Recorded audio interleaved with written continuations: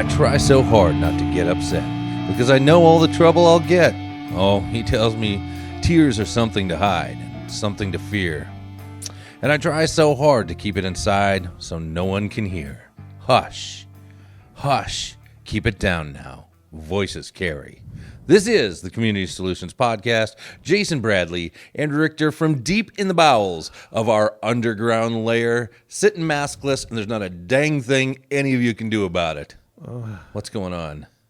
What was that sigh for? I know the song. Yeah? I'm so singing it right now. I'm sure,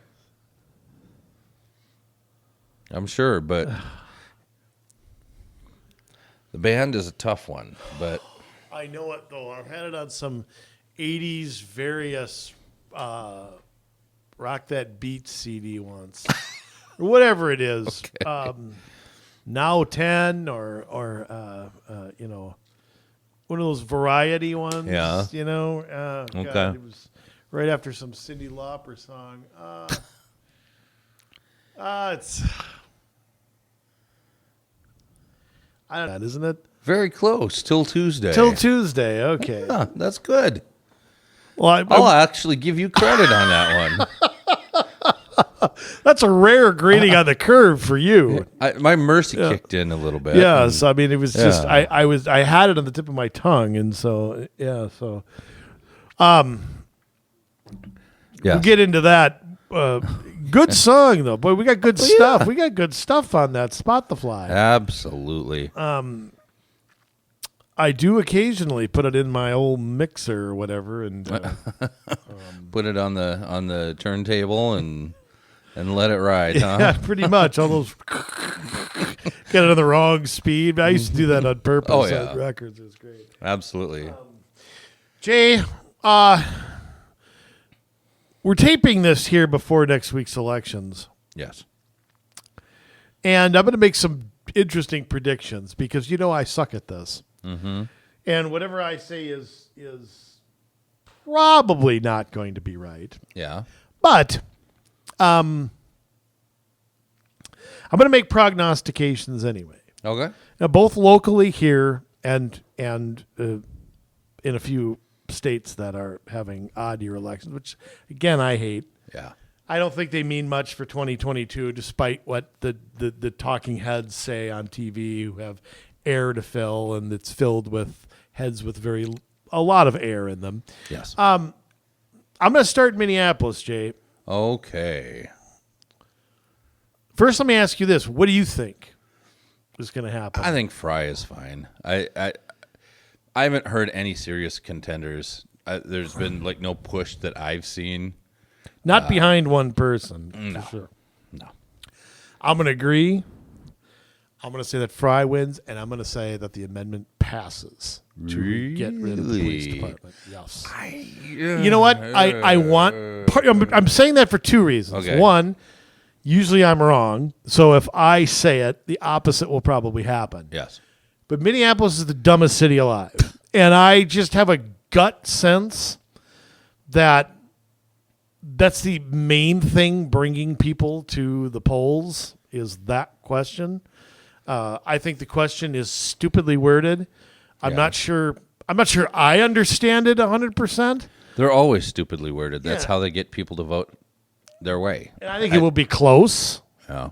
but I'm going to say it passes. I'm going to say the police department is no more Well, in Minneapolis. you heard it it's here first. or Start it's- packing your bags. Yeah, or it's, what do you call it? The health and welfare law enforcement department. It's stupid. It's stupid, yeah. And the whole thing's dumb. And so, but I have no faith in Minneapolis to grow a brain Right. in the next 5 days. I just have zero. And, Mayor Fry's opposition to it is I think, the only one of the, and some other prominent most Democrats have been quiet about it statewide.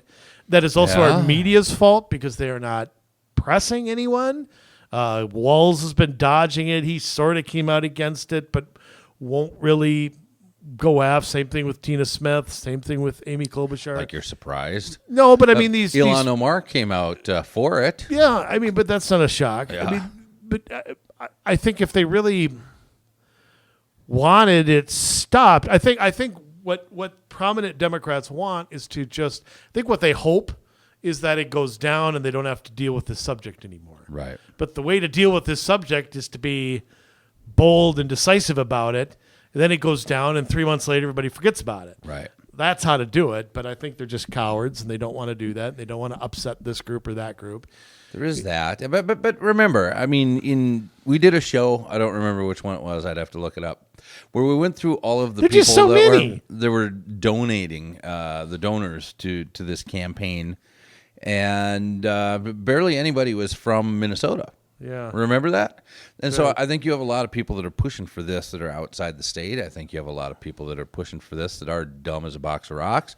But you have a lot of people that in Minneapolis that I think don't want this. They've seen crime rise. They've seen the shootings increase. They've seen it become Murderapolis again. They don't want it. I mean, if they didn't want it, though, they wouldn't elect the government they have. I mean, ultimately, they've put the people in power who put this on the ballot, and, you know, they've had 50 years to get it right in Minneapolis. Yeah, And but this is the first election since the riots, so we'll see. I do agree there's a lot of outside people, and, of course, those people don't have to live in Minneapolis or have it trickle out to the suburbs like we do. I am surprised we haven't seen more opposition. The opposition to this, though, I think is very scattered. You know, there isn't a group out there like there is for the yes. Right. They're running YouTube ads. I mean, I honestly think that, Well, I just have a bad feeling about it. That maybe. I don't know. Then again, a lot of the people that'll be swayed by YouTube ads aren't going to vote anyways. You know, they're not going to come poor out. people don't have phones and computers, right? Right. Yeah, that's what I mean. By the way, did you see Minneapolis has the new basic income pilot program they're starting? No. I believe I missed that. I believe it is. Let me get the details because boy. It's interesting. You know, we have 11 million job openings, so we start universal basic income. Right. I mean, just You know what, though? Enjoy that. It's a pilot program. Pardon me, Jay. It's a pilot program. The city plans to spend its share of the American Rescue Plan funds, so it's one-time money, with 200 families that will get as much as $500 a month for 2 years, with no restrictions on how they can spend it. Why don't they do that to like school districts and the cities? How come they have no restrictions? Yeah. And you have to make a family of four has to make $52,000 or less as a household income. How could that be possible when the gas station is paying $20 an hour? Yeah. I mean, seriously, if you want a job right now, I know inflation is taking a bite out of all our arses, but I mean, how is it possible that you don't have a job right? If you don't have a job, you ain't looking or you don't want to work. Yep. Why don't we just say it? I mean, what a stupid time to do something like this. But like there's a good time for socialism. I'm just saying, you know, it's just only Minneapolis. Yeah. I mean, this is what I'm saying. This is the dumbest city on earth, worse than Detroit. I think this is they call this a pilot program. There's no way that they're going to take it away. Yeah, we'll wait till the pilot ejects and it crashes into the face of a mountain. No kidding. D.B. Cooper, he'll jump right off. You know, I don't get it. You know, fine. Enjoy your pittance and your slavery to, you know, if you ever make more than that as a household, they're going to take it away. You know? Yeah, so if you make $60,000 a year, all of a sudden you'll lose money. If you make $55,000 a year, you're going to lose money. So what happens over the 2 years if they start get a raise at work? Yeah. So they have every incentive not to. Yeah. Meanwhile, you know, the world is run by those that show up. So guys like you and me will continue to show up. And, unfortunately, the people in the Minneapolis City Hall continue to show up for work too. But yeah. I thought non-essential workers didn't have to know. Yeah. Jay, I'm going to make two other predictions for Tuesday. I'm going to say, this is going to be, I'm so reluctant to say this. I'm so reluctant. Okay. Because I can't stand Terry McAuliffe. Yeah. I've hated him my entire life. I've hated him. Ever since he's just a Clinton hack. Yep. That's all he is. He's just a loses Tuesday night. I hope so. I hope now, you're right. I'm worried about that because with my track record of prognostication, Now, I'm going to say two things, though, that I find interesting about this race, because one of them may say them. Mm-hmm. This race in May or June was on nobody's radar. Right. I mean, Virginia, I don't know what's gone on there. I think they need to build a wall between Maryland and Washington, D.C. or something, because this state has really changed. It's all one part of Virginia, though. It's the northeast part that has changed very much in the past 20 years. Mm-hmm. Not very many native Virginians live there. Let's just put it that way. Right. It's mostly people that have moved in for the sake of government. Yeah. What's funny is Virginia had less taxes and less. Yeah. So they moved to the lower tax state and keep voting Democratic, which is I always find funny. Right. Like Colorado, it's all the displanted Californians, but they keep voting the same way. I've been to Arlington, and I've been a couple other places in Virginia. Nice state. But yeah, I mean, I don't think it's a bad state at all. But here's the thing. McAuliffe in August was going crazy that Biden was dragging him down. Right. This is when Afghanistan was having Biden was losing 5 points a week. And he's still losing points. Yeah, every week. Still is. Virginia, he has a 30% approval rating among independents. 59% disapproval. So let's trot him out. I would call it 70. I mean, if you're unsure right now, that's kind of weird. So he criticizes Biden. Mm-hmm. Now, a few days ago, he brings Biden in. Right. And all Biden talked about was Trump. Yeah. He just Trump this, Trump that, and it was. He's trying to recreate the thing in California where you know the thing. Well, yeah, but I mean, they made that race about Trump, and it hurt Larry Elder, and that's what he's trying to do here. But it's Joe Biden doing this. It's not done well. I think what's. There's a way to do that, in my opinion. I think in California, I think it's different where the heavy hitters are all Democratic out there. Yeah. And again, here's the thing: the Democrats have nothing to say. Mm-hmm. Okay, they get on the microphone and Biden can't think of anything to talk about that's going well or anything like that. So he has to, pretend it's 2020. And start that all over again. Terry McAuliffe has nothing to say. In fact, we're going to talk about him when we get into our subject here in a minute. Okay. Because I think he's a big part of it, and I think it's a big part of what's hurting him. Okay. So all the heavy hitters come there. Mm-hmm. New polling comes out that's worse. And I don't. Yeah, well, they brought Stacey Abrams in. I mean, she's won so many things. I noticed on her dress she added an extra dot. If you look real close, there's an extra dot. No. From the polka dot dress, she had an extra one. Oh. Yeah. So, I mean, there's... Had to create more space in there or what? I don't know. It's just... I just heard that when she was a kid, her mom and dad ran away from home. I just heard that. I heard that rumor. Nothing I came up with, of course. But, so, anyway, I'm going to say McAuliffe loses. But I think there's one thing that could save him, and this is the wild card. Because I can't really find a lot of info on this, is the mail-in / early voting. Because McAuliffe has really tanked in the past couple of weeks. But how many people have already cast their votes? It has been down. It is down, but I expect that in an odd year governor race with no top of the ticket. So is that... does that in the end, somebody voted 3 weeks ago, I mean, can that save him here? I suppose it can. I know I hesitate to talk about this. I think we're going to have to get into this some over the next year here, but I think the level of fraud that could be there,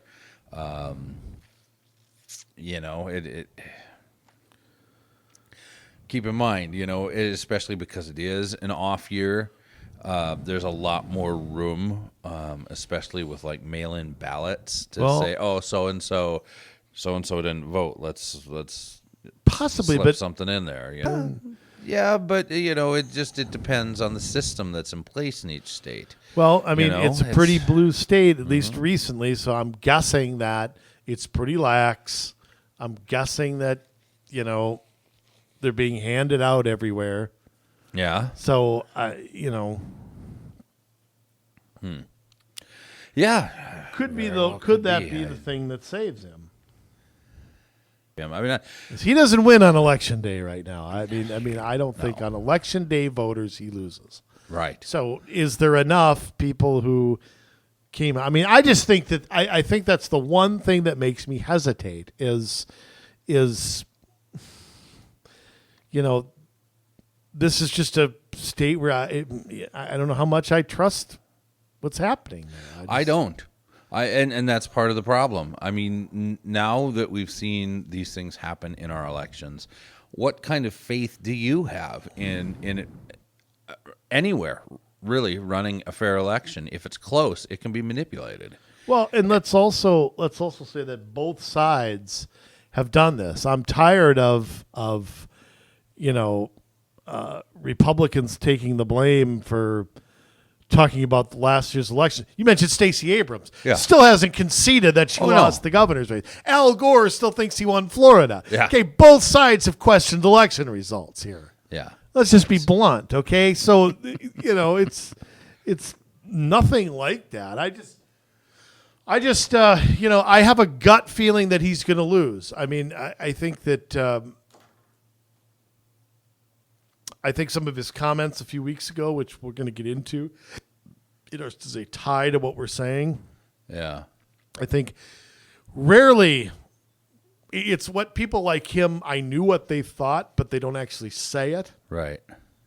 And he actually said it. So we'll talk about that in a second. Okay. I'm going to make another prediction. In New Jersey, Yes. I'm going to say that Phil Murphy pulls it out. Mm-hmm. But I'm going to say that this election is razor tight. I would agree with that. Because, I mean, you look at the polling, shows him up 5, 6. Yeah. The enthusiasm gap, I don't think the Republican there has done the job that the guy in Virginia has done of pouncing on. Because Murphy, you could criticize him for everything. Yes. But, you're talking about a mob-run state in New Jersey. Let's just be honest here and go back to be it Frank Lautenberg, Bob Torricelli, John Corzine, the people at the head of the mafia there. I'm sure they tried to off Chris Christie 50 times and weren't able to. I think they will pull this out. But I'm gonna say that he pulls this out just barely. Mm-hmm. I really think that it's going to be much, much closer. But I do think he pulls it out by maybe 2 to 4 at the most. Yeah. So we'll see. Now you watch, he wins by 20. So It shouldn't, and there's no reason. I don't think there's any reason for that, yeah, and I'm going to say one more thing too, and this is going to piss off some people on the right, but because these results are going to be way overanalyzed and way over talked about. Yes. I always go back to when Scott Brown won, and saying, okay, it does not mean anything about Massachusetts. Nope. Calm down here. It's just.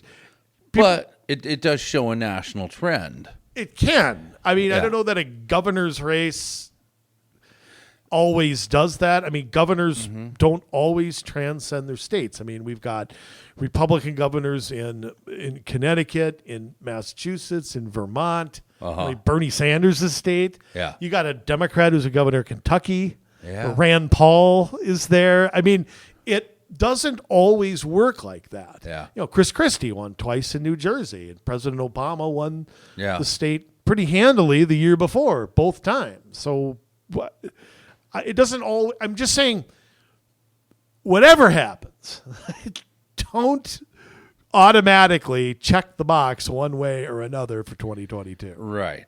Just, Well, and I mean, there are reasons for things. Kentucky, you mentioned Matt Bevin just wasn't popular for some reason or another. I don't know why. it just tells you individual campaigning matters in a campaign. It does, but there is such, and we're kind of getting into the topic here, such a backlash, I think, against the national policies of Democrats that are involved.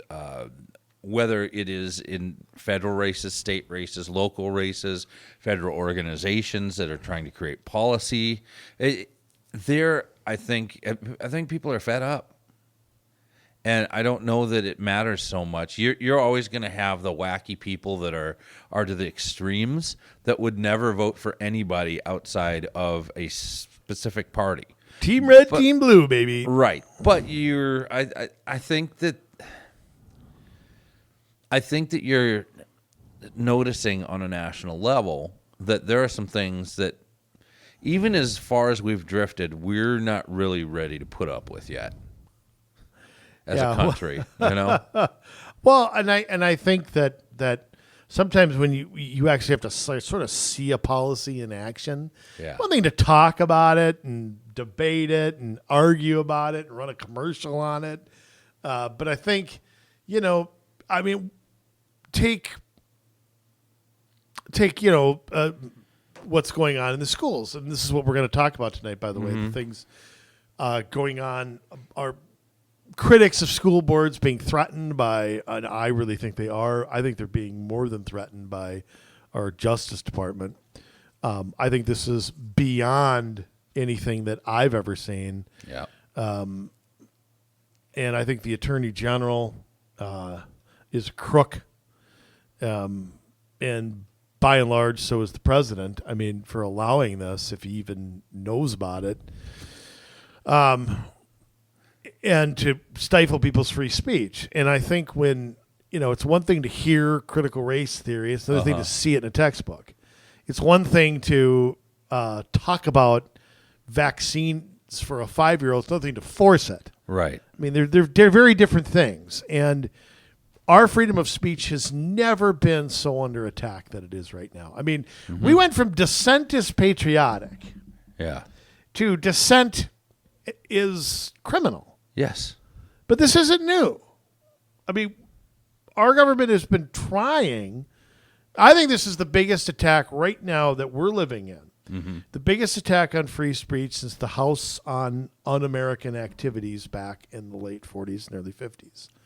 Which basically tried to root out communists, but you have the right to be a communist. Absolutely, you do. So, I mean, you're wrong, but you're wrong on every issue imaginable. But you have that right to be wrong. But free speech protects unpopular opinions. It has to. But you go back to 1798, Jay, and you go back into the war scare with France, the XYZ thing. You go to, there's a lot of cases you can study in the Civil War. The opposition was called Copperheads, and there's a famous case involving a guy named Lambden Milligan. You can look that up. I'm not going to explain it now. It's too much. But you can look up that case. Clement Vallandigham was a friend of his who led the opposition to a lot of Civil War policies. I would argue called on soldiers to desert. You can go to World War I. Eugene Debs probably being the most famous case, who served 2.5 years in jail. Right. For speaking out against World War I. And you can go back to like the Joe McCarthy days and that kind of stuff that happened. And I'm not talking about the former Yankee manager. And what happened there. President Reagan testified. Yeah, in front of that. He was an actor at the time, but he testified. You can find it. It's in black and white somewhere on YouTube. But about the need to protect people's freedom of speech, no matter what their views. I mean, if you're not threatening to kill somebody or not threatening to, if the Taliban can have a Twitter handle, everybody's freedom of speech in this country should be able to be exercised thereof. But our Attorney General, I don't think has studied. It's amazing. The guy who is supposed to enforce the law for an administration that lets chaos happen on the border, abandons our citizens in Afghanistan, and this guy talks about enforcing law. I mean, he should be laughed at a Senate hearing. And I have to actually I've been very critical of Republicans on these committees for making speeches and for acting like arrogant asses. But quite frankly, they did a much better job here than they did with the Afghanistan. Maybe they listened to our show and listened to. There's a good chance of that. That one of those guys listened to that. But basically, the Attorney General released a memo about a month ago that targeted, and I would say labeled, because the labeling is important. Folks who are quote unquote hostile at school board meetings over critical race theory, over masking or whatever, labeled them as domestic terrorists. Yeah. I mean, in my opinion, when I read that, that's how I read it. Mm-hmm. I mean, again, this is an administration that illegal aliens that kill people get released into the streets, and you've got county attorneys letting drug lords and stuff out of jail, but you show up at a school board meeting, boy, we're going to throw the book at you times 100. Yep. There've been a lot of calls for his resignation. I agree with that, but if the next attorney general is going to do the same thing, it's the policy that's got to change. And it got me to thinking, Jay, and I know you're thinking the same thing. What ramifications does this have everywhere? Because you can talk about school board meetings and everybody being ticked about masks, and they have every right to be mad about that. Mm-hmm. But at some point, masks will go away, I think. And at some point, that won't be an issue anymore. And so what happens? That just goes by the wayside here. But the policy of people getting bent out of shape at a meeting doesn't go anywhere. Right. And this is going to trickle into every school board, going to trickle into county boards, city councils, everywhere. What are they going to do to start restricting freedom of speech in a meeting? Mm-hmm. And we've seen some of the tactics. Already. You take your open time, you limit it from, say, 3 minutes to 1 minute. Yep. You put it at the very end before you get to speak at something, which most people are, the hell with it. I'm not gonna do it. I mean, are we going to see laws passed? I mean, is it possible that this or this or this can't be said at a meeting? You get your mic cut off. Mm-hmm. You'll get. I mean, where does the censorship? Where does it end here? Well, I think that it ends when either we vote them out or they kill us. I mean, unfortunately, this is the Soviet style of silencing people, where you just begin slowly squeezing until at some point you have the control that you need to just be able to cut them off entirely.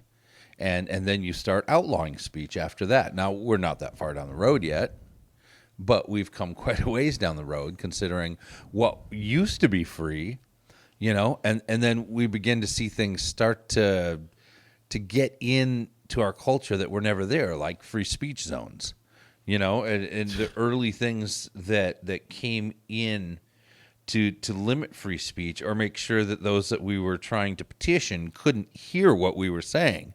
Sure, we had all the freedom in the world to wave banners and do chants 10 blocks away, but we have a right in the First Amendment to petition our government. We do? Not to wave a sign 10 blocks away, but to petition our government. We have the right to make them hear us. And so that's really the problem here. That is what is being usurped. Well, and I would also say other things that are being usurped, and you and I have mentioned this a million times, is the process. The process of going to have a work meeting. Mm-hmm. 2 weeks before you're going to vote on something. Then once you're about to vote on it, then you take public comment. Well, you've already had the work discussion. Right. You're all on the same page when you get to the meeting. Mm-hmm. Why doesn't the public comment come first? Then you go deliberate on something. You don't do that last. But what we've noticed is with all of these things that the public comment is always the very last thing. Anybody talking at a council meeting or at a school board meeting, the night that they're going to decide a mask policy, they've already decided. Yeah. Okay? You're just there for window. You're just saying so they can say they listened and blah, blah, blah. But I can guarantee you they've already talked about it. They've already had their experts or whatever, blah, blah, blah. They're all on the same page when they get to that. There may be a dissent or two, but if it's on the agenda, it's going to pass. Right. That is just one of the rules that just seems to happen with most of these things. They don't want to get something voted down. So if it's on there, it's going through. Yes. So they've already decided it. And that's probably the worst part of it, is that you think you're there making a difference, but, most of the time you aren't. Yeah. Yeah, I mean, even when they do let us speak, I mean, you're right. That's pretty much always been decided in advance. And, we've talked about our origin story so many times, and just how there was a standing room only, almost everybody was not in favor of changing the road except the one guy that they were already in process of appointing to fill a vacancy on the council. Surprise, surprise. But then the guy from Hennepin County gets up and says, okay, if you guys don't do what we want you to do, we're not fixing the road, And so there has been, like you said before, a long history of government throwing its weight around, trying to silence people. And sometimes that's all that they need to do. A whole room of people, when you think, oh, we've got this. Look at all these people. They will not stand there and defy all these people. Oh, yes, they will. Of course they will. Of course they will.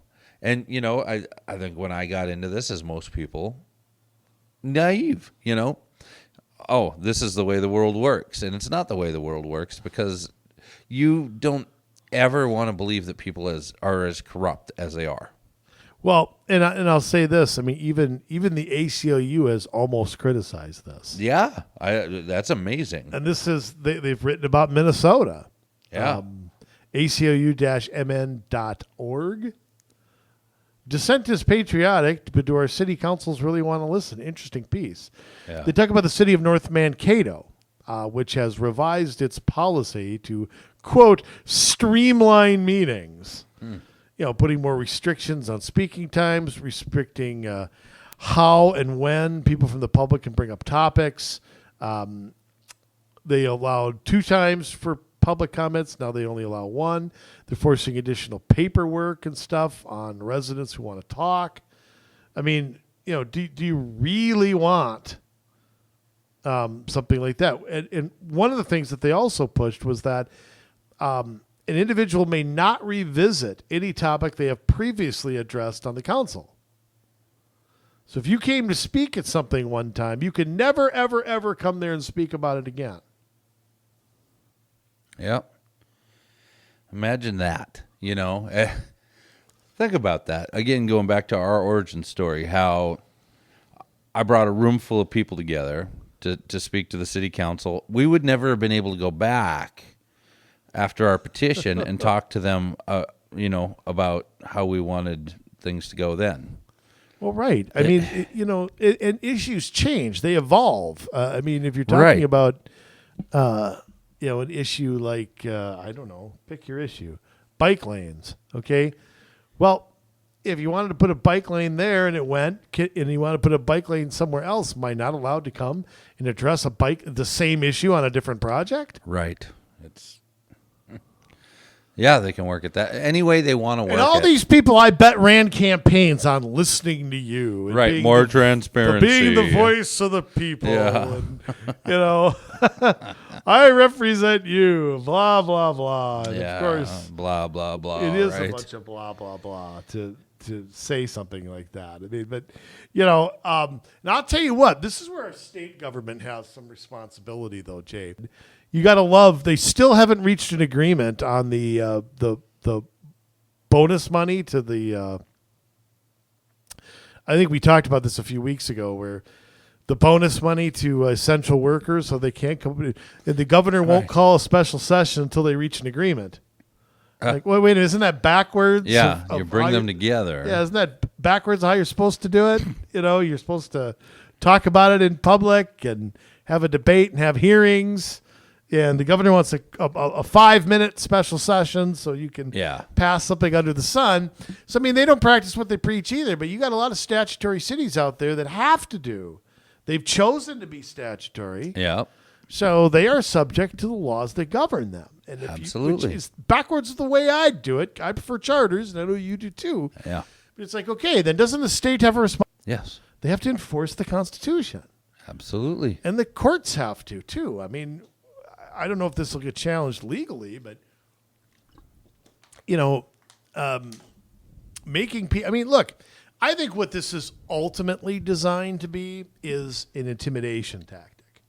I think the idea that we're not going to, that we're all labeled domestic terrorists is probably overdoing it. But I think that is there to intimidate people into silence.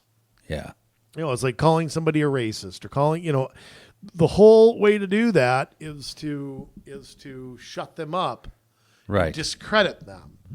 And I would also make a plea to people who I know are passionate about things. Don't give the opposition something to play on. Say, Right. I mean, I understand it. I get it. I'm as mad about this stuff as everybody is. Mm-hmm. But when you do that, you just... Well, the guy that they kind of the poster boy for all of this. I mean, you've heard that story, right? I haven't seen it, but I've heard about it. Yeah. And I think that if that had happened... Is that the fight that broke out? Yeah. Okay. If that had happened to my daughter, if she had been raped in school, I think I'd be pretty upset about it. And then if somebody said, I'm sorry, that's never happened here, I think I'd be really mad about it. Yeah, I think that principal and I would get really close. Yes. So in that case, I totally understand it. Well, here's my question, too. Where's the police investigation there? I mean, that should be out of the school's hands. Right. It should not be the school that decides. Yes. A criminal investigation should be going on. So if I were that parent, and I know the school policies kind of led to that, but I would be demanding criminal charges. Mm-hmm. And I don't know what's happened on that front. I believe that they're working on that. Yeah. Okay. Because, it's ridiculous. And that guy has every right to be as ticked off as possible. But I'm going to tell you something. You go to a meeting and act like that, you're the poster child for everyone who opposes this is a lunatic. Right. We have to be calm and reasoned. I mean, I understand we're angry, and we can speak with force, and we can speak directly, and we can bring, all the facts and figures. I'm not saying be cold. We need to be passionate. We need to show people that this matters to us, but we need to make sure that we do this in a civil way as well, I think, And I'll tell you something else. Let me tell you something else. And I want to get back to Terry McAuliffe for a second before I get to something else. Okay. McAuliffe, about a month ago, said that parents should have no right to have any say in what's taught in schools. Now, that one quote will probably lose him this election. I know almost all Democrats agree with that, and some Republicans do too. I mean, you don't see Republicans are in charge of states. Same textbooks being used, a lot of the same graduation standards, a lot of the same trans stuff. I mean, maybe to a lesser degree, right? Or maybe the school boards there are different in makeup. But I'm going to tell you something. That attitude, that elitist attitude, is something we all have to fight, no matter who has a D or an R by their name. In other words, if a Republican said that to me, I'd be just as pissed. Yes. And like I said, I do think there are Republicans who think that. They're the elites. They run the country. Mm-hmm. You go work at your blue-collar job. I'll talk to you in 4 years when I need you. I think there is that attitude among some. And I think they thought that for a while. It's amazing how brazen they are to come out and say it. Yeah. I mean, McAuliffe I think is smarter than that. I hesitate to say that, but I think he is. How do you not find a way to say what you're saying without saying it like that? I mean, come on. Just your disdain for, a middle-class family, making ends meet, sending their kids to school thinking they're learning something. It's just borderline insane. And I'll tell you what, if I were running against any Dem or anything like that, I'd find a picture of them with Terry McAuliffe. This is my 30-second commercial. Yeah. You know, if I were running against Angie Craig and she had or Amy Klobuchar, they got their picture taken with Terry McAuliffe, boom. I run that ad 24/7. Yeah. McAuliffe there with her next to him. Yeah. And say, hey, here's the attitude. Didn't hear a condemnation of this. You know, and I think it's really transcending left versus right in a state like Virginia. Yeah. So, like I said, my prediction is that he goes down. Well, parents are upset by this too, and I think there's a pretty small minority of even left-leaning families that are okay with being told that they are oppressors, and because of their skin color, they need to feel sorry for it. And they, you know, I'm sorry, but I just don't think America is there. Conservatives definitely aren't there, and I'm not sure that people on the left, for the most part, are there either. I think the left elites are. Oh, yes. I think the everyday person isn't. I think an everyday person that has voted Democratic for whatever reason is not with the elites, but they've allowed the elites to lead everybody. Right. You know, I think there's a lot of older Democrats who just do not understand how much the party's changed in the past 20 years, and they're just voting Democrat because the first person they voted for was Kennedy or something like that. Right. I mean, I think I do see a lot of that. Well, you know, it was Union or my parents were Democrats. Like, geez, golly. Yeah. I mean, but I don't think they understand what they've become. Or I think they rationalize big city Democrats from you know, a Democrat from somewhere out west or something. I mean, I think that there's a lot of that going on. But I'll tell you, one of the things I think that has to happen is opposition. I go back to what we did, Jay. Yes. We've got to start meeting together in small groups. Yeah. You know, if you can't go speak at the council meeting and change something, then you've got to meet with each other. Mm-hmm. And I don't mean having a meeting for the sake of having a meeting. No, that never accomplishes anything. I mean meeting with an agenda, with assignments, with a purpose, with some single-minded goals. Yep. Somebody to organize letters to the editor in the newspaper. Somebody that is willing to go back and do some research. Somebody that's willing to do a podcast, do a YouTube video, do a 10 local meetings television show. Yeah. You know, do something like that and get your message out around the people that are in power. Yes. Because the cliques that are in power, they all, you know, let's just can we be honest here? They're all meeting with each other. Oh, here. yeah. I mean, you know, they may not be doing it in the same room, but they all know what each other's thinking. Right. And they have a next person in line for their spot. And, you know, I mean, there's all of that going on. So, I mean, let's cut the crap here. I mean, this is happening all over. They're usurping that everywhere. So you've got to be prepared. And I think one of the things that I go back to when we started was our monthly meetings, which were, you know, fun to attend. They were in importance in what we talked about. We couldn't find, you know, we'd come back and say, you know, there's broken links on this website. There were all sorts of problems, and it was eye-opening to sit there with other people and discuss them. And just think, Jay, according to the Attorney General, we'd probably have a plant in those meetings. We'd probably have somebody, they'd probably go after us. The FBI would come after us in those. We started that today. Yeah, it's possible, you know, especially after we started getting out of the basement and we were trying to engage the school board and things like that. And the city council and so on and so forth. I mean, it was quite the adventure. Quite the adventure. So, I mean, again, you know, the small groups, and again, you know, one thing we got to do is be passionate, though. I mean, yes, facts and figures are great, but to me, speaking with passion is, pardon me, what's missing from a lot of Right, and I was alluding to that earlier. I said you got to have passion, but at the same time, you have to be clear. You can't be frothing at the mouth. I mean, I guess that's what I meant earlier. Be direct, be clear, but be passionate. It's okay to be angry about this stuff. You don't want to go in there and start name calling and making personal attacks, but you can, as a board, condemn them, and say, this is what you guys are doing, this is what my children are learning, I'm not okay with that. And you want to call on them to resign, that's fantastic.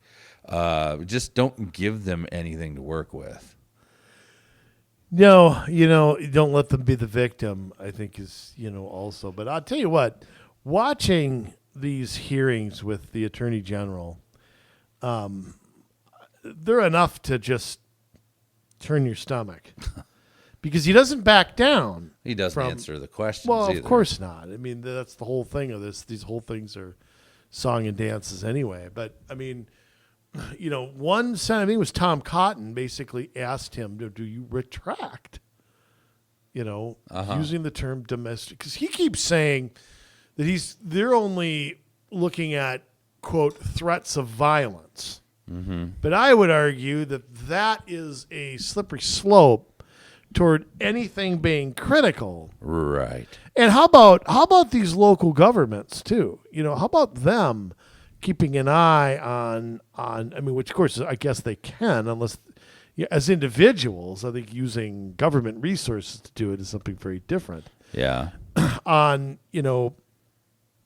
groups of citizens or parents or, I mean, is there a retaliation that could go on in the school? Yeah, that's a big worry is that parents who speak out or teachers who speak out, that there'll be retaliation. We've seen that. We've seen where teachers have lost their job or be placed on administrative leave with no pay. It would be terrible if students got singled out because of something their parents said at a school board meeting. But I think that's a very real fear.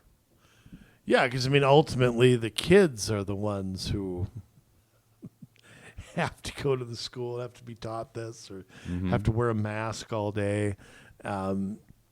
It's amazing too that when I listen to the defense of critical race theory, my ultimate question is, what does critical race theory have to do with you getting the tools to be a successful adult in your career?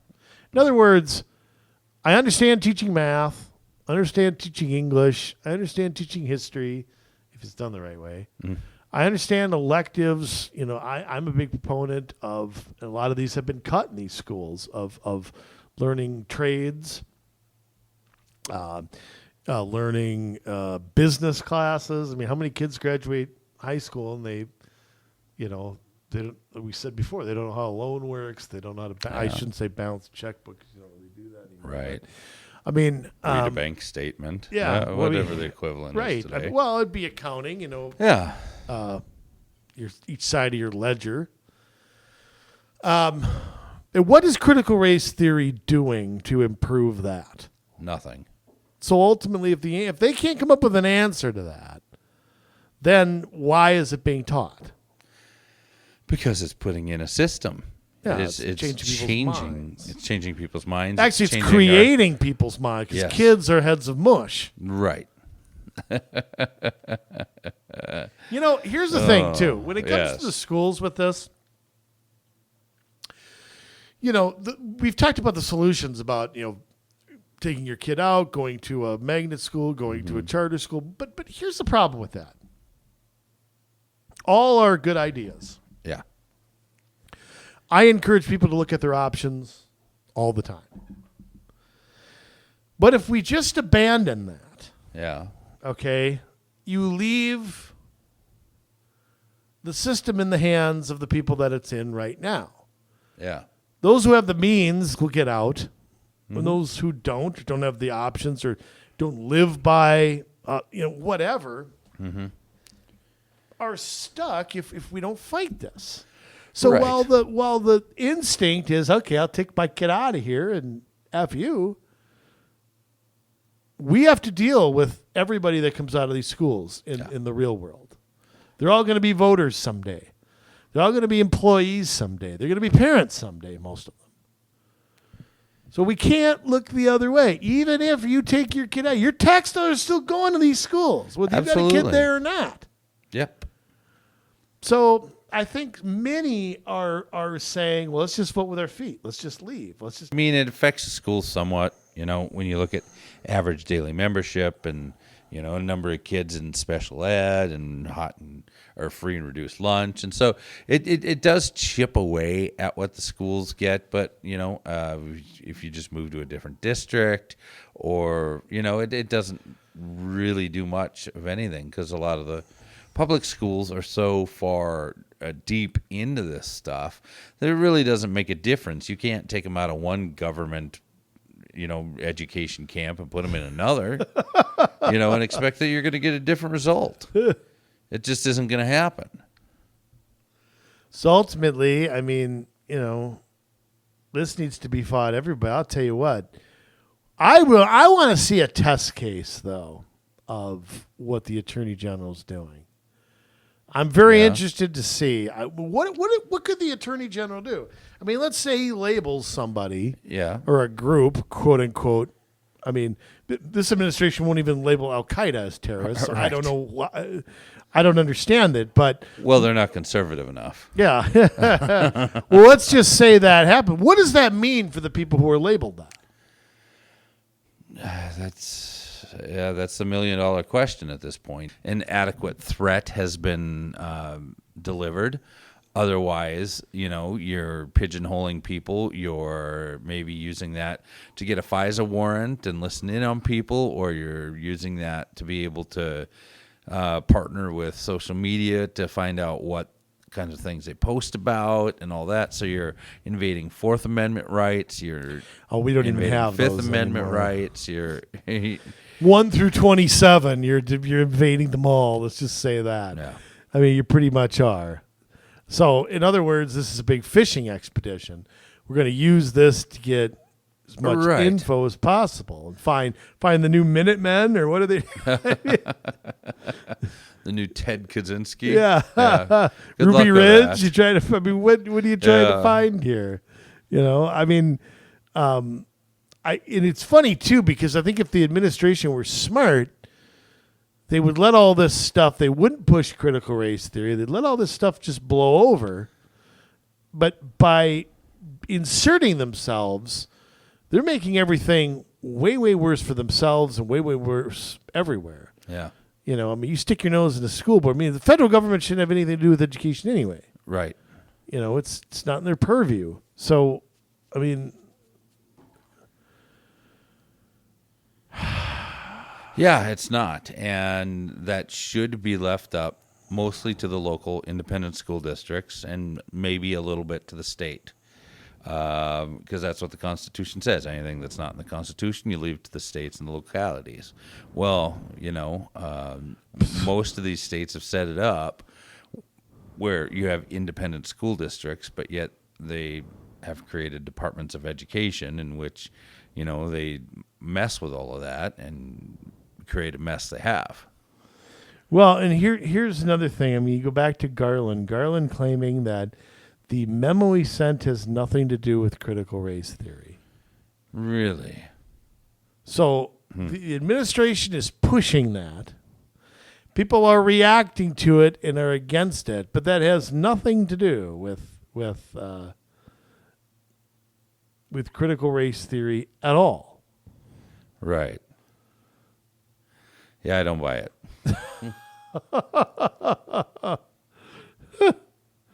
You almost can't make it up. No. No, you really can't. Jay, let's talk about free speech a little bit. even Yes. going a little further, because we talked about meeting in small groups. I mean, how long before they're monitored? Because, I mean, it's one thing for, say, Community Solutions has a meeting somewhere. Say we make it kind of quasi-public. Yeah. It's one thing for an individual to go to a meeting, watch a meeting. It's another thing. We've had members of the media watch some of our things, too, and Right. come to some of our events. How far are we from using government resources of whatever level? Because to me, on the smallest scale is the least likely it will get reported. Yeah. You know, I mean, the attorney general or the president says something, it gets at least reported on. People see it. Something happens locally, most people don't know it, don't see it. Well, but how close are we to cities and counties and school districts themselves doing this? Labeling people something, Yeah. watching what they say, even local police.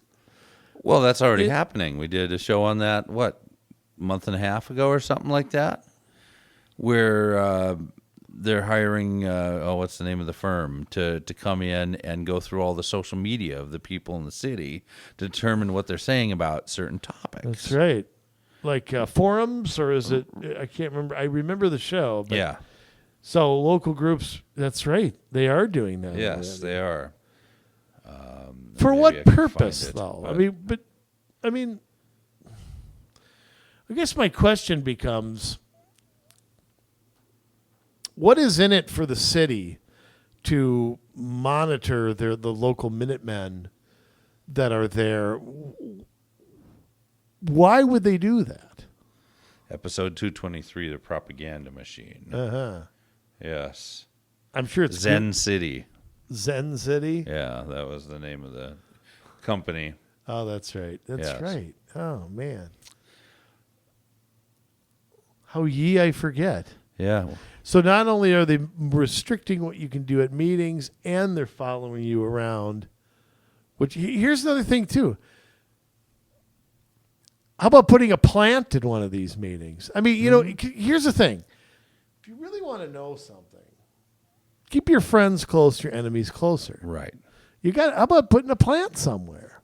How many of these, FBI people are in some of these things we're finding out? The Governor Whitmer Oh, God. deal with the kidnapping. January 6th?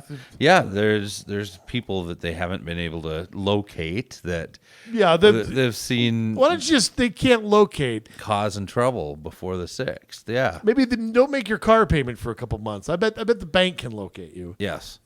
Can't locate. Yes. Come on. Yeah. I mean, give me a break. But, and this is where we need to use some wisdom. I mean, like you and I run a blog, but really we're just kind of the mouthpiece, I think, of all these individual small groups that they have they have meetings, but they're more private meetings, like how you and I started out, which really was the model, even if you go back to like the Revolutionary War and before that with like the Green Mountain Boys. Who would meet in small groups. And I mean, we have a rich history of that. Yeah. Of speaking out, even before we had a constitution and a bill of rights to be able to not grant us that, but protect what has been granted to us by God. And I don't know, if our listeners are completely aware of all that history or not. But, I mean, that is why we feel that way and why it's so strongly ingrained into us. I mean, it's not just about the First Amendment. It was a right that we felt needed protecting since before the Revolutionary War ever happened. Oh, God, yes. Yeah, I mean, no doubt about it. I mean, small groups are what this country was all about originally. Mm-hmm.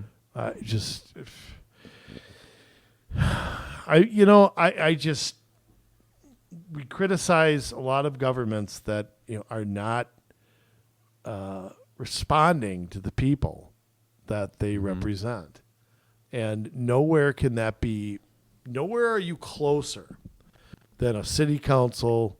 A city council, you're the closest. Yeah. But your other local governments are much closer to you than anybody else. And I'll tell you what, now's the time, and I'm going to make a pitch, and you usually make the pitches, Jay, but now's the time to start organizing. Absolutely. You want to change things in 2022, you can't wait till next summer. Okay, you've got to start right now. That's a good point. We just can't express that enough. And whether it's your school district that you don't like, what your city's doing, I mean, ultimately, think about it like this. We did a show on the 2050 stuff, and all that. I mean, imagine that stuff being implemented, people passionately speaking about it, and the result is that they're put on a list and they're watched and they're ignored. Yeah. Or they're, the Department of Justice starts to invade. Keith Ellison, I can see him doing this in a heartbeat. I can see him. If you go after a rodeo, that I know you were at that event. Oh, that getting a saddle sore. What? That My word. For being open, what stops him from what would stop Keith Ellison from doing anything? Right. Especially if he could portray the people as racist or, something like that, anti-trans, or, I bet he's got he doesn't have an enemies list. He's got an enemies warehouse is probably what he has. Yeah, well, and this is the thing. I mean, we've got to make a decision to stand up now or to allow this stuff to happen to us, and we're never going to get it back because it's everywhere. The people who are in charge feel like it's their right to be heavy-handed and to run a dictatorship. I mean, you see it in government, but you also see it in business, and you look at like in the NBA right now and how hard they're coming down on, the name escapes me because I really hate the NBA. But you have the one guy that doesn't want to take the vaccine. And you've got he sounds very good and articulate. He does, too, when he absolutely. And then you have the other guy that from Turkey that's in the NBA that's criticizing China, and he's in trouble. He was in trouble because he was criticized. He wasn't in trouble with the NBA, but he was in trouble in his own country for criticizing Turkey. And now that he's criticizing China, he's in trouble with the NBA as well. So it's. And what's funny about it is, to me, the NBA has encouraged their players to be activists. Yeah. I would argue they've encouraged it. Yeah. And yet, if you have the wrong opinion, right, then, it's okay if LeBron goes out there and right. does stuff and votes for Hillary Clinton and so on and so forth. And I'm not criticizing everything LeBron does. I think he does do, especially if you look at charter schools he funds, which is kind of interesting that he supports school choice, then votes for people who oppose it. Yes. But they have pushed people to be activists, and then when they have the wrong opinion, they're disciplined. Right. But I mean, it's not just in the NBA. Yeah. It's Jump into John Gruden Yeah. in the NFL. I mean, you dredge up a 12-year-old email, and all of a sudden you're gone. You jump into entertainment. People that work for ESPN, people that work for any Disney subsidiary, anybody that works in big business, someone that it doesn't end, and it goes into every facet of society. I mean, only in the NBA can you have people take a knee because of the slave history of America while wearing, I don't even know how much they cost, $300 slave manufactured shoes. Yeah, there's no problem with that. Right. I wanted to bring up, I found another story, Des Moines. Ooh, Des Moines. Des Moines. Yes. This is from May of this year.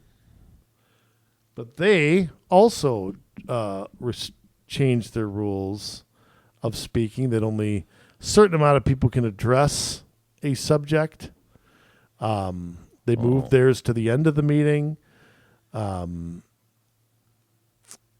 was a 6-1 vote to approve this. Of course it was. Yeah. Yeah. I mean,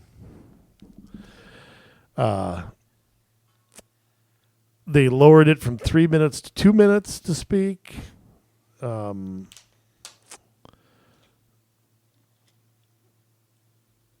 me see. One meeting, 70 people wanted to speak about something. Only 25 were allowed. Wow. Some of the people that were really upset were just saying it's a response. It's a retaliation. It is retaliation. Yes. And so on and so forth. But the mayor, Frank Cownie, C-O-W-N-I-E, Yeah. says that the rules will improve the flow of meetings. Well, of course it will. They'll get out a lot Yeah, earlier. exactly. You get out for happy hour at the end of Yes. the night. Got to get those potato skins at Applebee's. 2-for-1 apps. Yeah. So yeah, they're just another city. I mean, it's pretty largest city, I believe, in Iowa. I think. I believe so. Yes. Yes, and how many of these meetings too had suspended in-person meetings for way ton of longer them. than they had to? Yeah. And I think it's very, very different when you're on a Zoom call or you're something like that. I mean, it's everybody's moving to. I don't want to say. I'm not sure restrict is the right word. I think that retaliate is a better word. Retaliate against. You have a tough issue, and the council's okay. Well, we just won't take comment on that. Mm-hmm. So. Right. Well. And Ugly. These people really don't like. They have a disdain for the public, and that really is the problem. You got people that have elected you to represent them, and you could care less about them. No, they want transparency. Remember everything they campaigned on. Right. Well, this person was transparent. This is a Fox News article. There's a California school board member caught on a hot mic saying, "Oh, yes, saying the F word and you at a parent." So this was during a school board meeting, and it was actually the president of the school district caught cursing on a hot mic during a school board meeting on Tuesday after a parent gave a speech knocking masks in classrooms and COVID-19 vaccination mandates for students. Let's see. It was in Los Alamitos Unified School District Board of Education and spoke about the problem she perceived or any possible. The president of the school district didn't like that. She did accuse one school board member of criticizing parents for voicing their legitimate concerns. And she drew applause when she said, "We are vocal because we are our children's biggest advocates." So when she was done, there was applause, and Marlis Davidson, the board's president, who was picked up on a hot mic saying the F-bomb and you at that parent during the applause. So this is how people feel, though. And this is what you and I encountered in Crystal, that when we challenged the status quo, we were called conspiracy theorists. We were insulted. We were told to go away and live in the middle of nowhere. We were insulted. And the people who are in power and love being in power do not want your feedback. And that's got to change. Well, and I'm also going to say something, too, that I really don't like,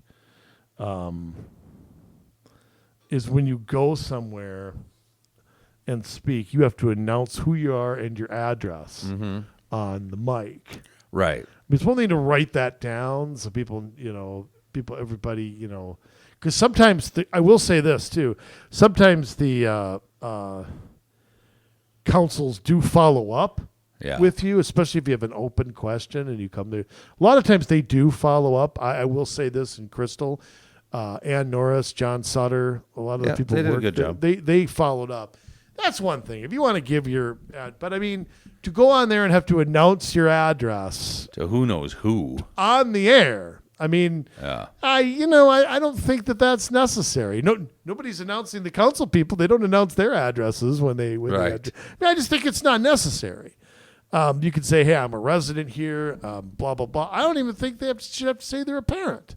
Mm-hmm. And you look for the kid with my last name, and I mean, if you pay taxes to the district, you should get to speak. No doubt. Petitioning your government, as long as you're paying taxes, you should be able to speak.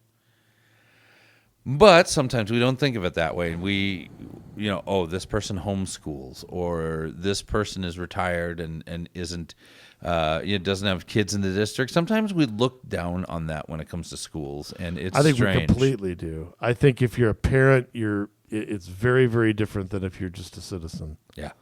And I'm not sure the parents are always listened to either, but, But I just want to say something, too. The memo must have gone around here across the country. Brevard County, Florida. Yes. This is on clickorlando.com. Boy, this is just everywhere. You Google this, you can find it anywhere. Where they are making rules to, again, restrict speech at board meetings. This is their school district.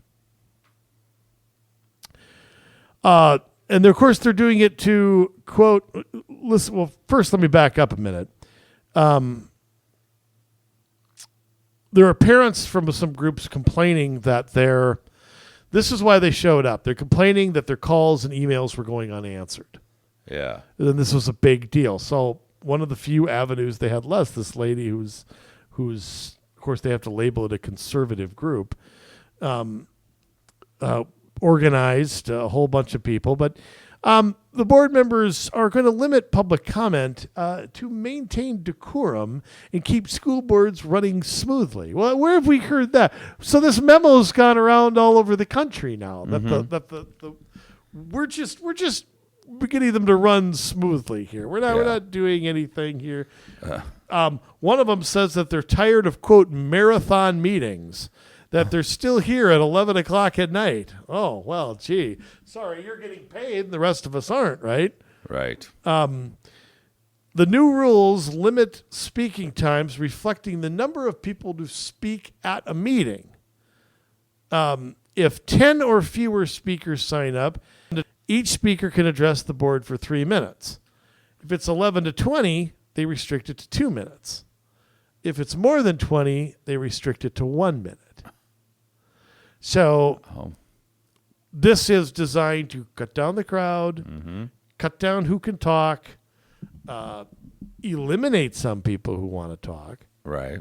So, but it will streamline those meetings. Dozens of speakers have showed up at these meetings regarding hot button issues such as mask mandates, critical race theory, and LGBTQ MNLP related policies. And of course, the board doesn't want to hear it. So once again, of course they don't. Go down to Florida and you find the same issues going on. Also, they've saying that there can be no signs at meetings because of inappropriate content. So, which again, signs is if I can't speak, why can't I hold up a sign? Right. Expressing you won't let me talk. So this is my talking. So, happening everywhere, folks.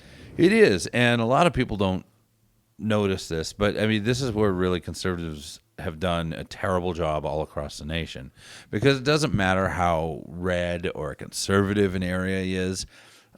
chances are at the local level, Democrats run most everything.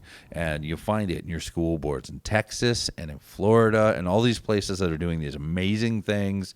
At the state level, well, guess what? At the local level, you're still dealing with all of this because it's been ignored for decades. Okay. I'm going to say one more thing about this Florida Yeah. board. The vice chair of the school board, Matt Susin. You just hit on something. I can't believe that I actually go to it. You must have radar vision today, Jay. I am floated allowing Yes. floated allowing parents with children to speak before parents without children. So if you're a parent, Yep. you can speak. If you're a non-parent, you can't. We'll squeeze you in if you got time. If we got time, we'll get to you. Just have a seat. Have a seat and be quiet. They talk about turning off cameras for non-agenda items. Wow. Well, holy smoke. So unless it's official business that we want to talk about, you're not going to get airtime. Huh. That's crazy. Did you hear about, this was kind of funny, Matt Walsh. He went to go speak to the Loudoun County school board. Why do I know that name? He's a conservative blogger from Tennessee. You've probably seen him on stuff. Anyways, Loudoun County, the kind of the epicenter for all this stuff. He went to go speak to their school board, and they changed the rules, saying that you have to be able to prove that you live in the district. So I've heard of places trying to do this. Yep. So he leased a room in somebody's basement for $1 and showed up and spoke. But they still limited him to 1 minute. He had 60 seconds to talk to them. I've seen where, again, here's what's funny. If it's an issue that they agree with, they're just fine. Tobacco 21 in St. Louis Park passed that. There was nobody there from St. Louis Park to speak about it except a bunch of Activists. that came from other cities to try to push it. Right. But if they disagree with that, then they make fun of any activists who don't come Right. from the city, who just are maybe sharing something from one city to another. Hey, look, because I've always thought about that when I see a story. What about you and me going to that city council meeting and say, no, we saw this policy somewhere. You guys don't want to do this. We don't live here. We're just telling you info that maybe you can't get. Maybe your staff's not providing you, blah, blah, blah. I mean, I always thought about that. Right. Yeah, and I think that's important. I think if people from the city are bringing you in, that's important. Now, I there's a fine line between that and activists coming in and overthrowing your meetings so you can't do business, like what was happening in Crystal. That's different. If you have an orderly process of people talking about something that education or, educating the city, educating the school district, hey, this is going on. People in this area are concerned. They asked us to come speak. Versus, our group is here and we're going to take over your meeting. And I also think too that I don't know. It's a fine line. And I think too that meetings can get crazy with saying the same things over and over and over and over again. Oh, you've never been to a meeting like that. Yeah. Only every meeting I've ever been to. Yeah. That can happen. Yeah. I think, though, again, what I'm seeing is different. What I'm seeing is retaliation against groups that come. It's like, look, we elected you. We're organizing and showing up and telling you we don't want this. You weren't listening. It's not a person. This all matter. Right. Okay, like we were speaking about earlier. This is, and no kids were being, to me, it's just, I think the schools have how do I put this? They have been insulated for so long. Mm-hmm. The system has been allowed to do what it wants for a long, long time. Yes. And anytime there's the most mild pushback, mild pushback, Right. the knives come out. In school boards, if they really wanted to push critical race theory, here's what they ought to do, okay? And I know that, I can't believe I'm saying this, but I know they're not smart enough to listen to me. Shelve the critical race theory for a year or two. Bring it back and call it something else. Yeah. Nobody will notice. Well, they will. That's what They they always might. do. Oh yeah, somebody That's what might they always notice. do. So they'll change it. It's like it's not welfare, it's assistance. Right. It's not Medicaid, Meals on Wheels. Okay, it's the same thing. We're just going to call it something new. It's like I say about the fabric softener, Jay. It's the same Tide in your Right. but it's the new Tide. Right. The new and improved with whatever you add to it. Right. We'll put it in little plastic things and call it Tide We'll Pods. put a new color on the outside. It's the new fabric softener with whatever you add to it. There's something you add to Downy. We got to add some Downy to it. That's what government programs are. They're all the same thing under different names. It is. So to bring CRT, just let the storm die down and bring it back and call it something else. And they will. We've got I to stay vigilant about what that is, and that's why it's hard. You don't want to just label it as CRT. This is equity, is really the central issue here. We have to teach equality and stop teaching equity. And then we still have to be vigilant that they don't use equality in some phrase to frame up what they're doing. Well, but that's been the strategy all along, is to equate, if you will, equity and equality. People often don't see a difference there. It's kind of like calling an illegal alien, an undocumented worker or a migrant or something. You're Right. blurring the lines between somebody coming here legally and somebody coming here illegally. You put them all in one basket, and that's the strategy. So, redefining it. But again, I get, my big fear of the schools is, again, that the people with the means will leave, but they won't, because they're out now, they're not going to worry anymore. Out of that district. They're going to follow you. The same problems will follow you to the next district because that's where they're all headed. Well, unless it's not in the public school district, unless you go some... Right. Like I said before, what percentage of people have to do that before things really change? Because it's kind of like a business. If I start losing customers, Right. I sit around and I wonder why. What am I doing? How do I get them back? Mm-hmm. I don't think schools think like that. Government doesn't think like that exactly. because they can just get more money from the people. Right, but at some point, you're going to start losing and losing and losing. Wouldn't you self-look at, even in a district like 281. Look, we've solved class sizes. Yeah. But we still need the same amount of staff. Right. Remember that. Yes, exactly. But you look at a district like 281, and I've seen statistics, they've varied over the years, that somewhere between 20 and 30% of school-aged kids do not go to a District 281 school. Right. What percent? I'm guessing it's probably similar to that in Wayzata and Okehennepin, and I don't see much difference between these school districts either. There might be some. But what percentage does that have to get to before real change starts happening? Where do you have to get to be like, okay, whoa.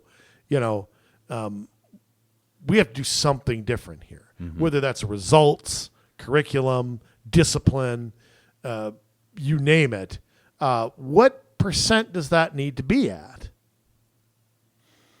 I don't know. Like I say, because it's government, they can just raise more money. They don't have to think of it like a business, because when a business doesn't pull in the same revenue, they have to figure out a way, okay, either our price point is too high, or we're not selling the right low. things, Yeah. or, and they have to make adjustments to be able to pay their lease, to be able to buy merchandise, to be able to take care of workers' salaries and benefits, and pay themselves.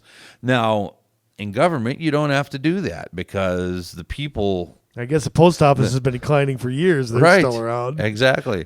But, the people pay for your brick and mortar, right? The people pay for your salary and benefits. The people pay for all of your capital investments. So why are they inclined, other than to keep control of people's minds and to keep pushing society in a general direction, which I really think is kind of their missive coming from like the Ivy League schools and stuff like that. This is the direction education is going. We must do this and this. Yeah, there's and this a lot and of this. that. And A lot of so-called experts. Yeah. And so because of that, and because they're tied in with government, and because they know that, okay, this is where the left is going, we've got to brainwash people, we've got to win the minds. Okay, of people but over. let me jump in. Yeah. Okay, let's say that gets to 33%. Yeah. 40%. I mean, it gets up to that. Don't you start going, okay, that's less people you're controlling. Yeah. Less people what happens then? Do they Yeah. run to the state and try to get rid of people's choices? Do they, because a lot of state funding is based on enrollment. I mean, they are going to lose revenue to an extent. I mean, where does it have to get to? Either the system collapses on its face, or real change happens because of people choosing something different. Right. And I mean, they do that now, Well, they do. They even though charter schools are a public school because of the way they're set up and the laws They they do try or to don't have to follow, They try to retard them all the time. Yeah, absolutely. And Problem is they're too popular Right. to get rid of. That's the problem. yeah, but they they come after homeschooling, they come after private schools, Religious little bit schools in less, particular. but yeah, right now there's not a lot they can do to those, but No, but religious schools would be a lot bigger if people could afford them. or say, okay, you're spending $10,000 a year on my kid. Right. I want to take that $10,000 and go to a religious school. You're spending it on them anyway. Right. But of course, can't do that. So Right. they fought that and fought that and fought that and fought that. I think, again, how many people would do it if they could? A lot. I mean, it's definitely over 50%. I would say in the inner cities, you would have I think the a inner mass cities, exodus. I think the inner city schools would crumble Yes. if There were transportation and ability to go to these other schools, absolutely. they'd be gone in seconds, no doubt about it. And you know what? There's pros and cons to that, though, Jay. Yeah. Because to me, there is a benefit. I think the bad outweighs the good here, but I think there's a benefit to a neighborhood school. There's a benefit to the community. There's a benefit to the kids going to school with the friends from the neighborhood and the parents all getting to know each other. Absolutely. Maybe they go to the same church. I mean, there is a benefit to that. I think their education outweighs that, in my opinion. Yes. But when I grew up, went to Lincoln Elementary, which is now a Hmong school or something. But when I went there, there was less choice back then. There weren't any charter schools, blah, blah, blah. I mean, all the kids in my neighborhood went there.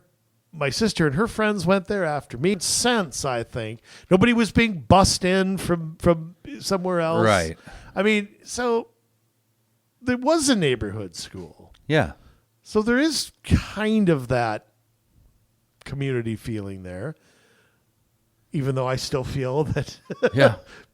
the education outweighs that and your choice and freedom. But a neighborhood school is not, I mean, for the entire city of Minneapolis not to have a school is anything of the people who live there. So Yeah. I look, I don't know what's going to solve that issue. I mean, Yeah, I don't know. I mean, parents. I'll tell you what's not gonna is people getting targeted for speaking out. Right. You got to continue speaking out, and you got to step up and run. I mean, I think those are the two big things. If you can get control of school boards, there's a lot that you can do. There's a lot you can't do, and you're going to have to lobby and petition the state government to be able to make some of those changes, but there are things that are within your power to do, starting with the curriculum that's being taught, starting with just the whole setup of the school and the transgender bathrooms and and I would say another thing too is elective courses. Yeah. I think that's you don't have any control over graduation standards and stuff like that. But how about the elective classes? bringing people in from the community to It's help. alternative teacher It's- licenses. Yeah. I mean, there are plenty of things that can be done. And I'll tell you, if I were on a school board, one of the things I'd be focused on is the current job shortages. Mm-hmm. I mean, I know they change, but you look at the trades. Foreign languages have been cut out of some schools too. It's like, Wow. what an advantage it is to know a foreign language. Yeah. I mean, I know some of us get tired of press one for English, blah, blah, blah, but let me tell you something. There are Yeah. always companies. Things are so global today. Yeah. There are always companies looking for people who know multiple languages. Mm-hmm. And being bilingual is a huge advantage that you can have. You know, a lot of foreign language. I mean, just think. They're teaching Spanish less and less in schools, even though Spanish-speaking citizens Right. have increased Right. over the last couple decades. We've gone in the opposite direction. And then those little Spanish communities become, little Mexico cities. They don't Yeah. assimilate because we can't communicate with each other. Right. And French has increased too because you have immigrants from Africa that have come over speaking French. How about the whole northeastern part of the United States that's right by Quebec and that speak French as their language? Yeah, well, that's Canada. Yeah, I know. Yeah. But I mean, Write that off. Yeah. that's what it's all about. But, it's strange how it's become less, even though the need is greater. Right. So maybe that's an idea for some have incorporated, Spanish immersion and stuff like that. But some at the same time, at the high school level, sometimes it's less that people can pick a language. I don't know.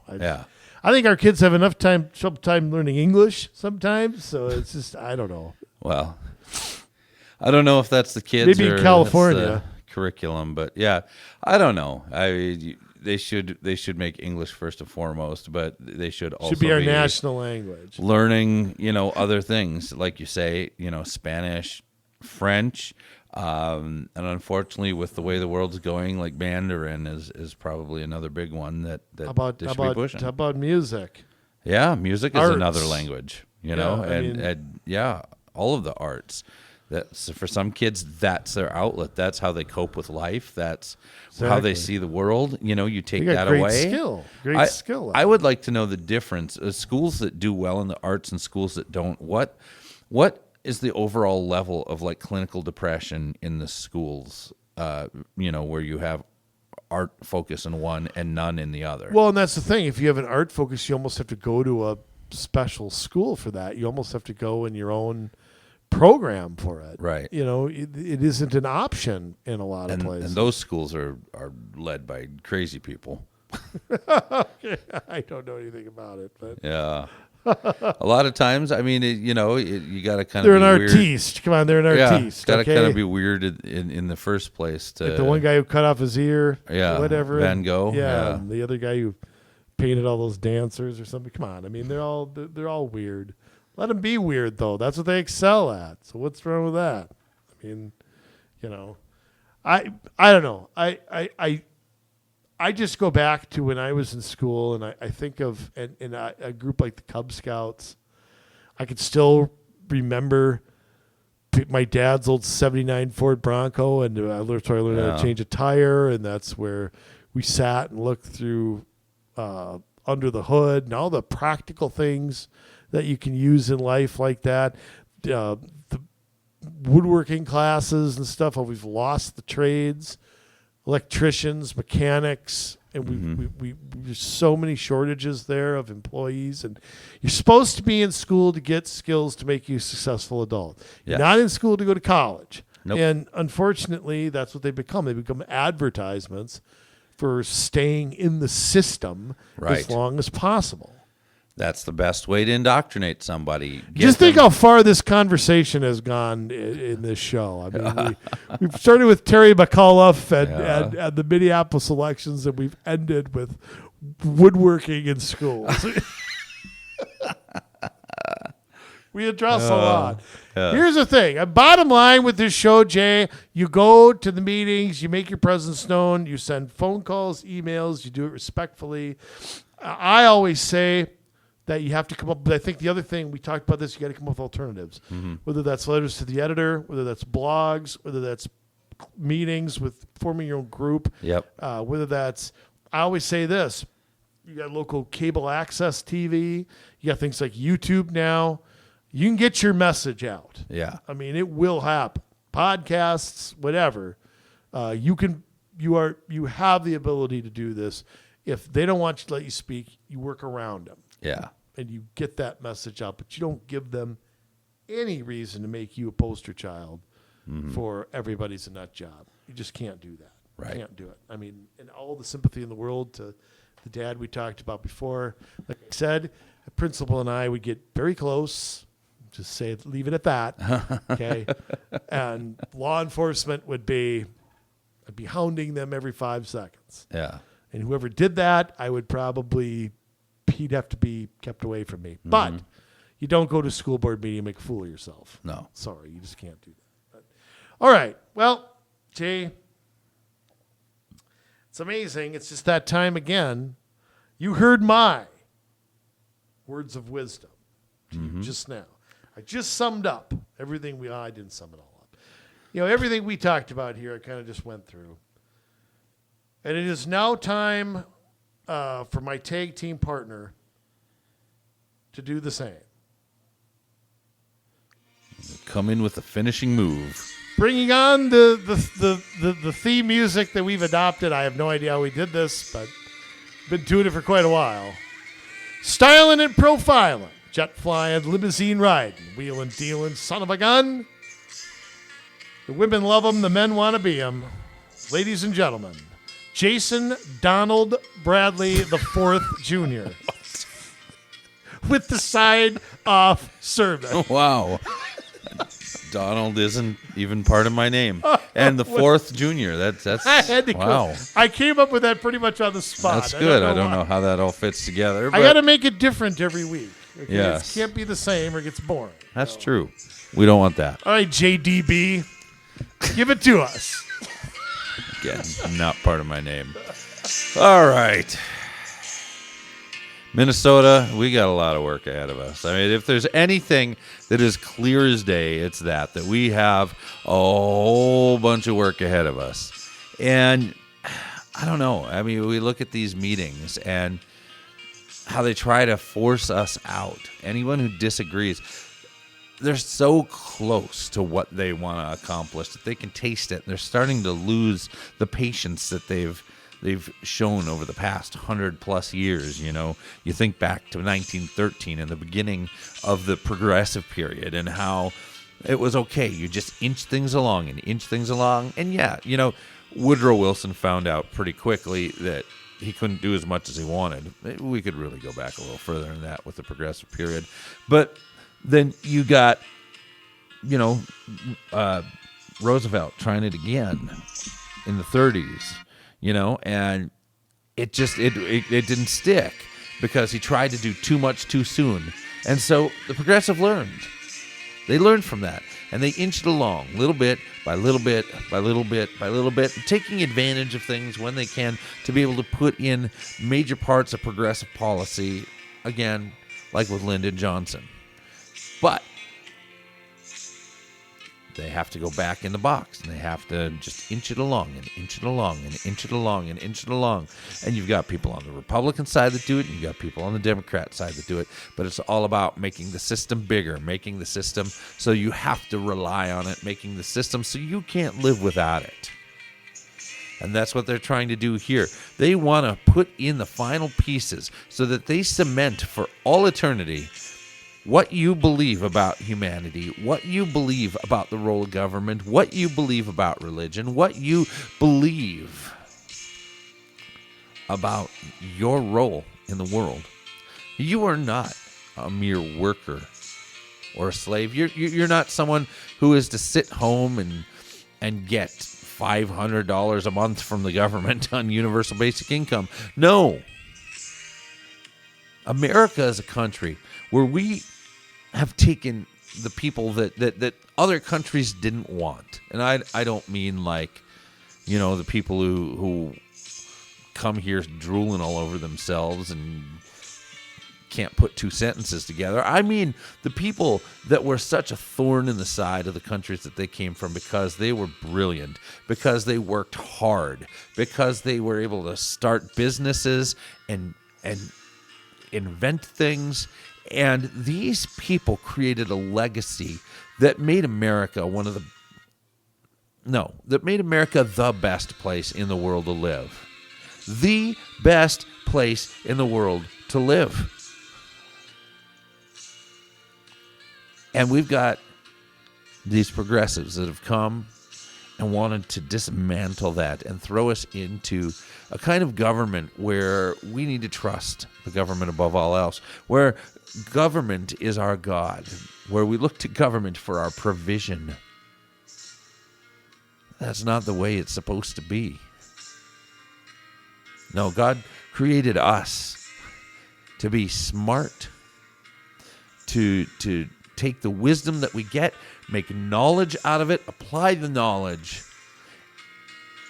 and do things that were unthinkable, in our parents' day or our grandparents' day. And that time is getting shorter and shorter and shorter as technology multiplies itself faster and faster. You just think of all the changes that have happened in the last 10 years compared to what happened in the 10 years before it. But we've got a government that is trying to speed things up faster than we're able to go, and the wheels are about to fall off because we're going way too fast. Printing our own money. Printing trillions of I don't know where it's coming from. And I don't know how we're ever going to pay it back. I don't know how we do it, and I don't think that we can. We've got to stop things like this reconciliation bill from going through, because once that goes through, that puts in all of the framework that they need to put this great reset into motion.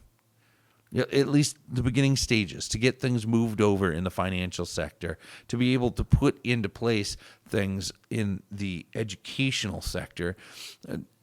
We need to stand tall, and we need to stand strong, and we need to link arms, and we need to say, no, this is not happening on our watch. This is not happening to our children. You are not going to bankrupt us. You're not going to bankrupt our children and our children's children. You're not going to do it. No. We have a destiny. This country has a destiny. We are a light to the world. We are a city on a hill, because nobody else is as free as we are, even still today. Even still today. It's not too late. But we need you to chip in and do your part. We need you to actually put your shoulder to the plow and help this thing go. Because this is a family affair. And we need to be able to work together to see these things come to pass. Now, it may take 100 years to restore things back to the way they were, but if we are adamant about it and we teach our children the right way, we can do it. We've got to start somewhere. And so things are broken, but the good news is they're not broken forever. Unless we want them to be. So first we need that resolve. We need to make that decision not on my watch. Not on my watch if it costs me my life. It's not going to happen on my watch. The only other option is to go into serfdom.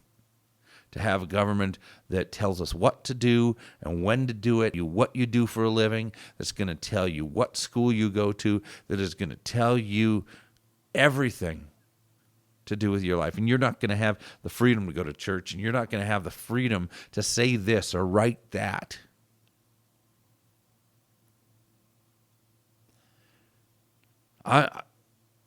We need you. Whether you're going into government, whether you're going into education, whether you're going into business, whether your role is in securing the family, whether your role is in media or entertainment and arts. Calling all artists, where are you? Why are we letting them have the voice to shape a generation?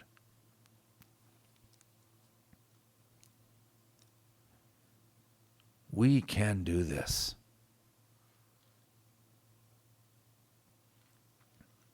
But it's got to be we the people. It's as true now as it was when it was first written. We the people are the key. So get a hold of us. Let us know how you want to help. We are here for you. Just get a hold of us at COMMSolutionsMN@gmail.com. That's COMMSolutionsMN@gmail.com. And we would love to hear all about it. Heck, you got a good enough story. Maybe we'll sit you down behind a microphone here and let the world hear your story, huh? But otherwise, get out there and make your own story happen. Why? Because we love you, Minnesota. But now it's your turn to get to work.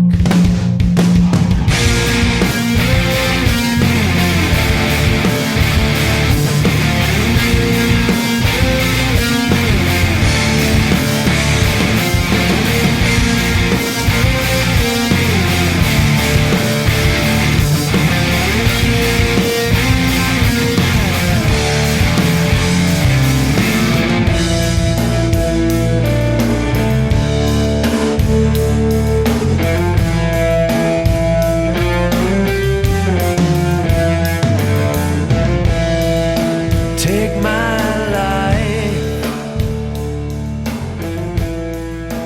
caught a break between the lines. Don't let me be. If I get too caught